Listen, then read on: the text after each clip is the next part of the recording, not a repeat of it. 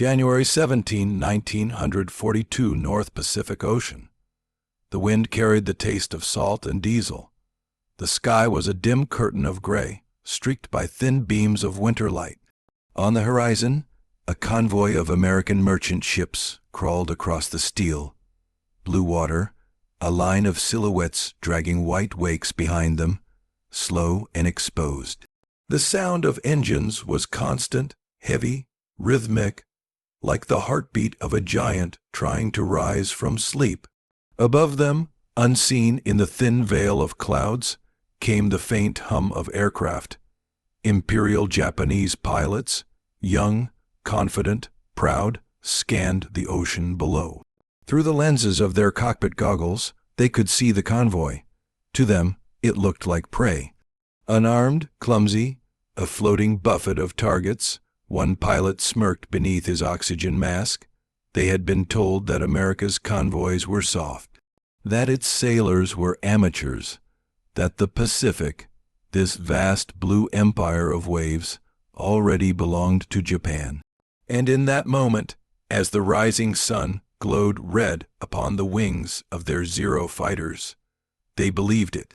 The early days of 1942 were an age of Japanese triumph.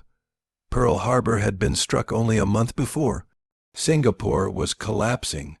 The Philippines were burning. Everywhere, the rising sun seemed to ascend higher and higher. The Japanese Navy believed itself untouchable, a divine force shaped by the gods of war. Its pilots were trained from childhood to believe that fear was weakness, that mercy was foreign, and that America's industrial might meant nothing against spiritual purity and discipline. For months, Japanese air units had torn through the Pacific, hunting convoys, strafing supply ships, sinking tankers and freighters with alarming precision. They mocked the Americans over radio intercepts, calling them merchants of fear. They joked that for every ship America built, Japan would burn too. They did not yet understand what those convoys represented. To them, the convoys were merely targets.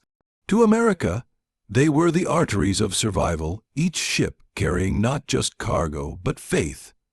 Faith in the idea that a free world could outlast a militarist empire. When the U.S. Navy began organizing Pacific convoys, it was a desperate improvisation. They were short on warships, short on planes. Every escort was borrowed, every sailor overworked. Convoys crept across the Pacific like wounded animals, threading between Japanese patrol zones, relying on luck as much as on guns. The sea was unforgiving. The Pacific was too vast, too open, and too deep to protect. But still, the convoys sailed. Night after night, men stood on decks under black, stout skies, smoking in silence, listening for the drone of enemy engines. And the Japanese pilots watched. They laughed as bombs fell and ships vanished in pillars of smoke. They believed America's convoys were proof of arrogance, proof that the United States did not understand how to fight an empire born of sacrifice. They were wrong. April 1942, the sea changed its mood. The Americans were learning. They studied every attack pattern, every flight formation. They tracked the altitude, the angle of descent, the radio chatter of Japanese wings. They built decoys, fake convoys that lured the enemy into traps. They converted cargo ships into armed ships, their hulls hiding anti-aircraft guns and radar.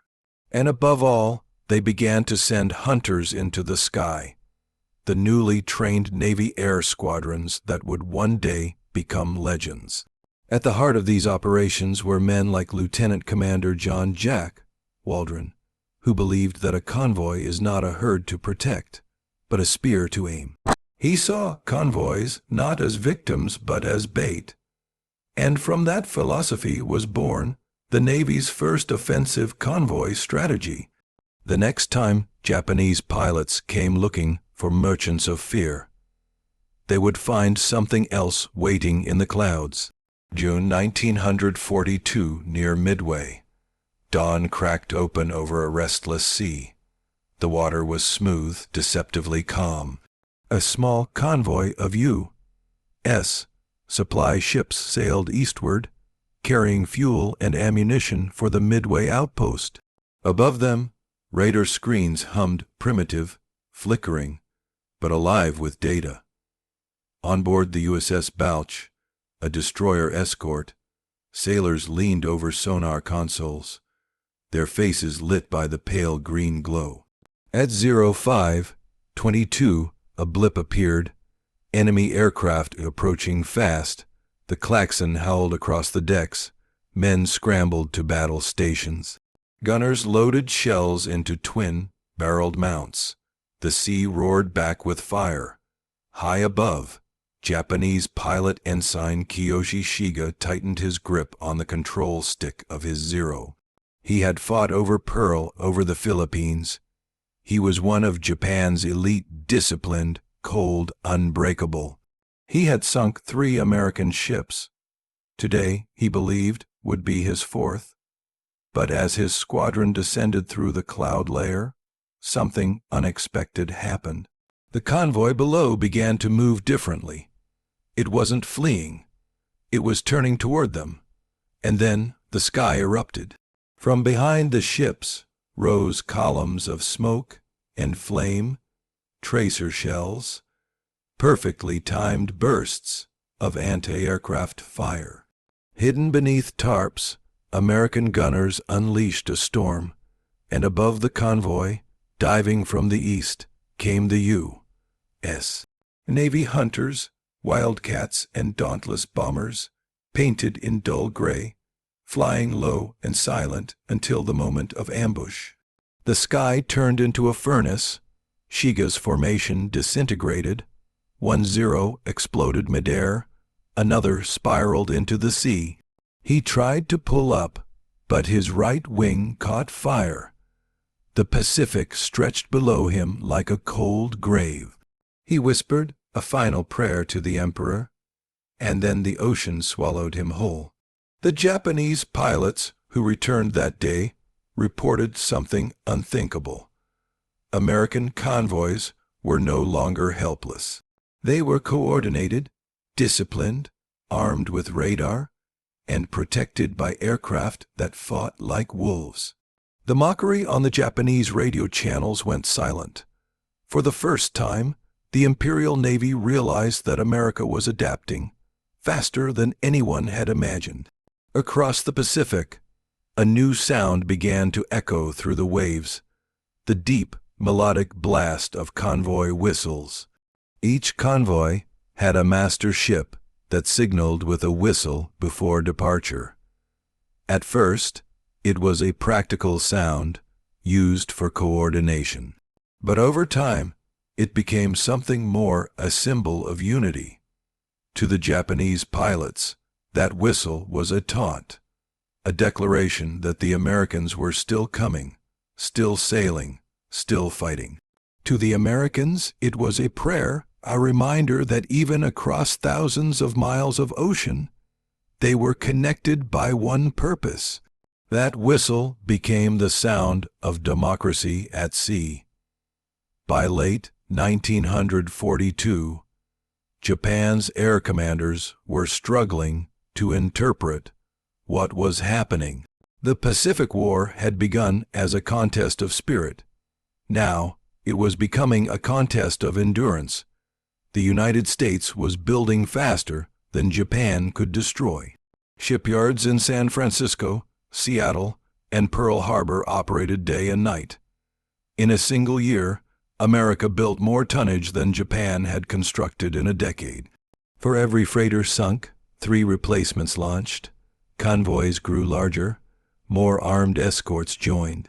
The air above the Pacific became a layered network of radar and patrol squadrons. For Japanese pilots, it was disorienting. Their enemy, no longer fought for glory or territory. He fought for time, and time, in war, is the most powerful weapon of all. Still, arrogance dies slowly. Japanese commanders insisted that superior training and spiritual will could overcome industrial inferiority. They launched renewed air strikes on convoys near the Solomon Islands and the Coral Sea, but what they found there would haunt them. In one engagement, the Japanese bombers of the 705th Air Group attacked an American fuel convoy en route to Guadalcanal. Expecting easy prey, they dove from 10,000 feet, formation tight, confident. But halfway through the descent, the air around them thickened with flak bursts. The convoy wasn't retreating, it was fighting back with coordinated fire, using radar guidance and overlapping arcs of defense. One by one, Japanese aircraft disintegrated in midair. Survivors described the sea as boiling with explosions. The shock of failure rippled through the Japanese ranks. Their commanders, once certain of divine victory, now faced a war that obeyed no prayer. Meanwhile, in America, the convoys became a legend. They represented the silent courage of ordinary men. Cooks, engineers, farmers, and students, men who had never imagined war, now found themselves at the center of the greatest supply chain in history. They lived for months aboard steel ships, braving storms and submarines, guided only by that deep, haunting whistle that marked every departure. Some called it the voice of liberty. Others called it the sound of home. Each blast across the ocean was a message to the enemy, we are not done yet. December 1942. A Japanese intelligence officer named Commander Minoru Genda, one of the architects of Pearl Harbor, wrote in his report, "The Americans have turned the sea itself into a factory. We can destroy their ships, but not their production. Their convoys are born faster than we can kill them." It was an admission, quiet, factual, but devastating. Japan had awakened an industrial giant that fought not for conquest, but for preservation, for the idea that freedom, once attacked, must never yield. The convoys were no longer a weakness, they were a declaration. By the time 1943 arrived, Japanese pilots no longer laughed at the sight of merchant ships. They approached with caution, fear even. The Pacific sky, once their playground, had become a maze of traps, American carriers, radar screens, and fighters waiting in silence. The hunters had become the hunted. Every convoy was now bait, and every attack risked annihilation. The Pacific, that once endless blue empire, began to feel smaller. At night, Japanese crews huddled in silence on their carriers, staring into the darkness, listening for that distant sound, the low, echoing whistle of another American convoy moving somewhere out there, unseen, unstoppable. And that is where Part 1 ends, with the rising sun still bright, but flickering, with the Pacific still vast, but changing, with the air no longer silent, but burning. The transformation had begun. The mocking laughter that once filled Japanese radios had vanished into static, and in its place rose a new truth, that faith alone could not defeat abundance, and discipline could not silence freedom. The sea, once ruled by Japan, was slowly learning a new song, the whistle of a convoy, echoing across the horizon, calling the world toward something greater. January 1943, South Pacific. The ocean was still vast, but no longer quiet. At dawn, over the Solomon Sea, the air shimmered with the roar of engines, hundreds of them. American Wildcats, Dauntlesses, and Avengers carved patterns across the clouds, their shadows gliding over the water below. Beneath them sailed another convoy, its decks stacked with drums of fuel, medical supplies, and crates marked for Guadalcanal. The men aboard no longer feared the sky. Now they watched it with pride. They had learned to trust the distant thunder above, for it no longer meant danger.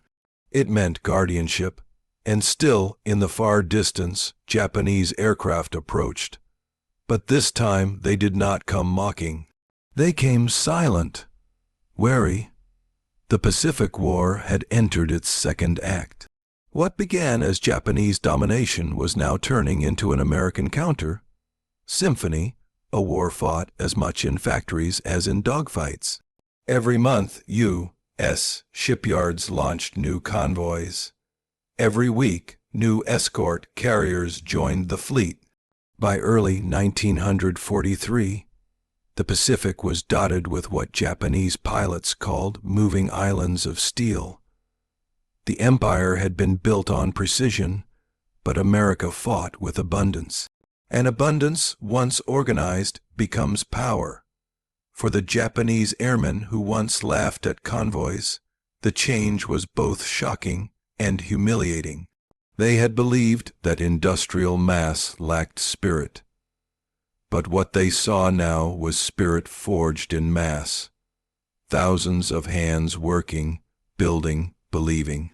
One Japanese diary recovered after the war carried a chilling entry. We thought the Americans weak because they lived for comfort. But comfort has become their armor. They fight not for death, but for life, and life is harder to kill. By mid-1943, the Pacific convoys no longer traveled in fear. They traveled with orchestration. A fleet of merchant ships could now summon air cover from hundreds of miles away. The sky was alive with radio chatter, radar pings, and coded signals. Every convoy operated as a living organism, merchant ships as bones, destroyers as muscle, aircraft as eyes. It was not the heroic chaos of individual bravery. It was the quiet precision of collective endurance. And that, more than any bomb, was what the Japanese military had never prepared to face. In the months that followed, convoy battles intensified across the Solomon Islands and the Bismarck Sea.